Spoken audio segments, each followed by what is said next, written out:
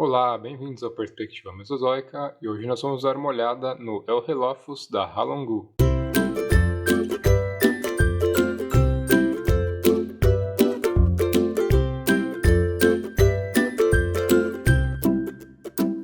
O Eurylophus foi um saurópode titanossauliforme que viveu durante o Cretáceo inferior e cujos fósseis foram encontrados na China.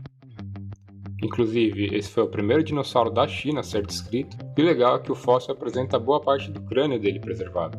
Eu digo isso porque crânios de saurópodes são relativamente raros no registro fóssil, e são parentes aqui, mas nós temos um crânio de saurópode preservado aqui no Brasil também, do Tapuiasaurus.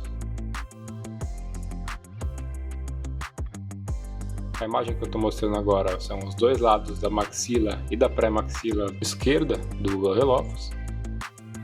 E agora a da direita. Aqui nessa imagem dá para ver bem quais são os ossos preservados, e embaixo seria a reconstrução do crânio completo desse dinossauro.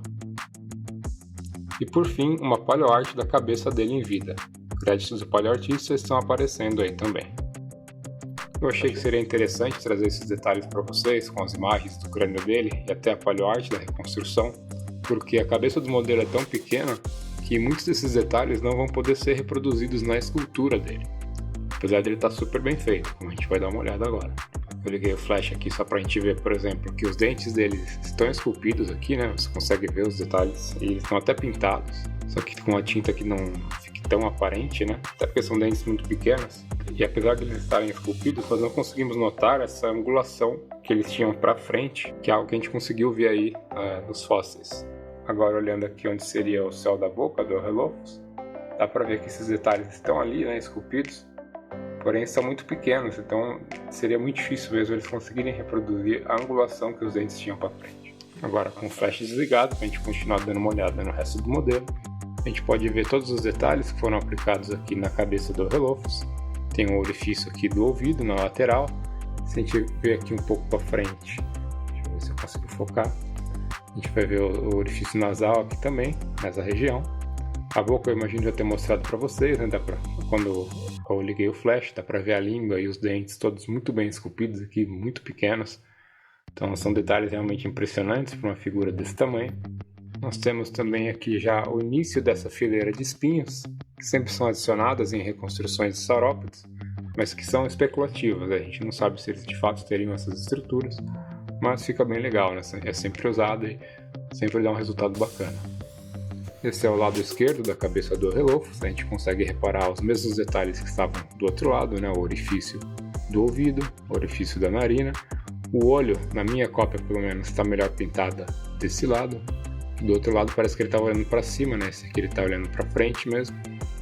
E a gente consegue notar que mesmo ele sendo muito pequeno, né? Porque esses bichos de fato tinham a cabeça proporcionalmente muito pequena em relação ao tamanho do corpo. Então no modelo ela realmente é uma cabeça bem pequenininha, apesar de ser um modelo relativamente grande. O Eurylophus não é um dos maiores saurópodes, né? E esse modelo também não é um dos maiores modelos que a Halongu já fez. Eles têm uns modelos de saurópodes bem grandes. Só que infelizmente fica muito caro pra gente aqui do Brasil comprar, né? Então infelizmente eu não consigo trazer aqui pra vocês.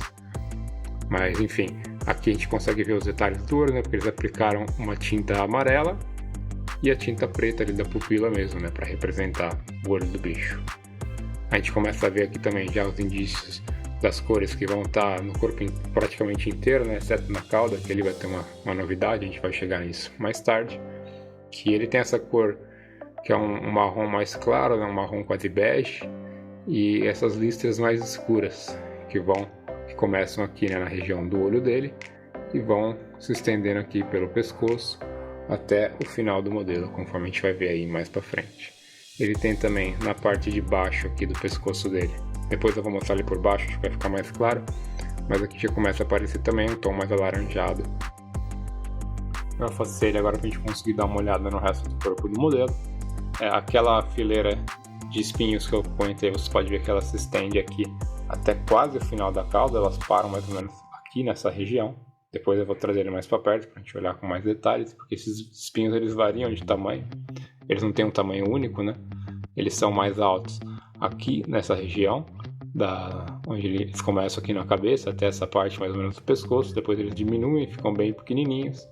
Aqui nessa região um pouco acima do quadril do Eohelophes eles voltam a ficar um pouquinho maiores, até aqui praticamente eles não estão apresentados aqui, né? Existe uma ausência aqui desses espinhos, e eles voltam aqui bem pequenininhos na base da cauda, ficam um pouco mais altos aqui nessa região, até desaparecer aqui nessa área. Dá para ver também legal aqui a coloração dele, né, que eu comentei, o tom marrom mais claro, quase bege no corpo inteiro, com as listras marrom escuras que vão percorrendo o corpo inteiro do bicho. Aqui na região da cauda você vê que esse marrom mais claro ele some, né? As manchas escuras elas continuam, inclusive a ponta da cauda inteira é a listra marrom escura, mas aqui nessa região você tem uma cor mais branca, né? Quase branca, né? Uma cor mais clara, que se diferencia bastante aí do resto do corpo do animal, e é algo que a Howler Angus sempre faz, né? Parece que quase todos os modelos deles, eles colocam uma cor um pouco distinta aí na ponta da cauda, né? Aqui tá mais aqui na ponta, né? Tá quase que um pouco mais que a metade da cauda aqui, né? Considerando que a cauda vai começar aqui. Então praticamente metade da cauda aqui em outro tipo de coloração. As patas deles, eles colocaram essa cor mais escura, né? Quase preta, mas é um marrom bem escuro, na verdade, que também dá uma variada aí na paleta de cores geral do modelo. E agora só para mostrar como ele é do outro lado, né, de corpo inteiro, as mesmas cores, né, não muda absolutamente nada, exceto a postura, né, porque aqui essa pata tá para frente e essa para trás, né, enquanto as outras do outro lado elas são um pouco mais próximas, porque o animal ele foi produzido aqui numa pose como se eu estivesse caminhando, né. Esse é o modelo visto por cima, né, só para mostrar esse outro ângulo aqui para vocês. Bastante legal, você vê que a cauda dele tem essa base aqui bastante robusta, né, mesma coisa aqui para a base do pescoço dele. Ele é um pouquinho largo aqui também, então representa bem aí, né, os contornos de um saurópode. Muito legal. Esse é o Eohelophes visto por baixo, a gente consegue ver aqui com bastante clareza o que eu havia mencionado, né, que é aquela tinta mais alaranjada que fica aqui na parte de baixo do pescoço dele. A gente consegue notar essa mesma tinta sendo aplicada nessa região aqui, entre as patas. Na barriga não, né? Então uma região mais clara aqui, inclusive mostrando aqui, né, a Alongu 2025, né, essas informações mais legais aí da figura.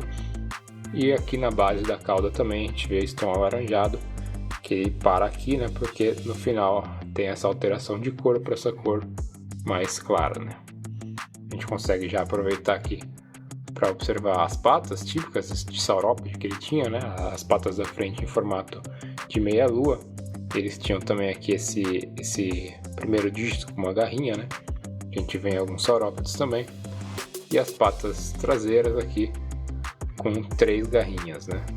Inclusive, saiu um artigo esse mês de icnofósseis encontrados na Bolívia de arranhões feitos por saurópodes com essas garras da pata traseira, interpretados como o saurópode cavando um possível ninho.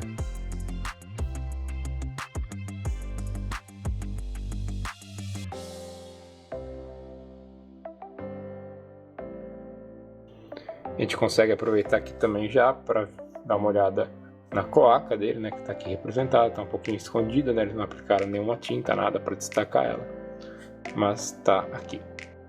Vamos dar uma olhada aqui também na fileira de espinhos que eu comentei, né, para vocês verem como elas vão variando de tamanho ao longo do corpo do Eohelophes,